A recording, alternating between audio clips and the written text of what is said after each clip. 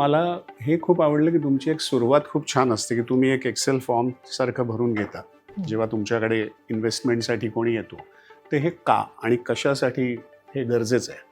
की कसं असतं की त्या एका डेटा शीटमध्ये जी लोकांना फार साधी एक्सेल वाटते, त्यात आम्ही जे डिटेल्स घेतो की नाही, त्यातनं आम्हाला हे कळतं की ती व्यक्ती फिनान्शियली कुठे आहे, कुठे पोचायचं, हां, आणि मधला मार्ग मग आम्हाला त्यांच्यासाठी सुकर करता येतो. तुम्ही मार्ग काढून देता. हां, सो त्यांचे जसे गोल्स असतील, काही इमिडिएट गोल्स असतील, काही लॉंग टर्म मिड टर्म असे Correct. गोल्स असतील, तसं तुम्ही ते सो त्या डेटा शीटमधनं सगळं क्लिअर होतं की त्यांना स्वतःलाही अनेकदा माहिती नसतं की स्कॅटर्ड इन्व्हेस्टमेंट आहे. हम्म, ते एकत्र लिहिताना लक्षात येतं की माझे इन्व्हेस्टमेंट नक्की कुठे आणि किती आहेत, हम्म, त्याचे आत्तापर्यंतचे रिटर्न्स काय आहेत हे त्यामुळे त्यांना उलगडतं. हम्म, दुसरं, उद्दिष्टांवर कधी विचारच केलेला नसतो. 2 मुलं आहेत म्हटलं तर शिक्षण आलं, एखाद्याचं हायर एज्युकेशन आलं. पण आता हायर एज्युकेशन ही गोष्ट अशी नाही की अचानक ठरलं आणि तुम्ही केलं.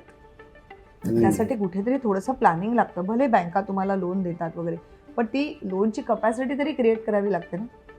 तर ह्या सगळ्यासाठी हा जो प्रवास आहे, हा मॅप करणं फार गरजेचं असतं की तुमची उद्दिष्ट तिकडे स्पेल आउट होतात त्या डेटा शीटमध्ये.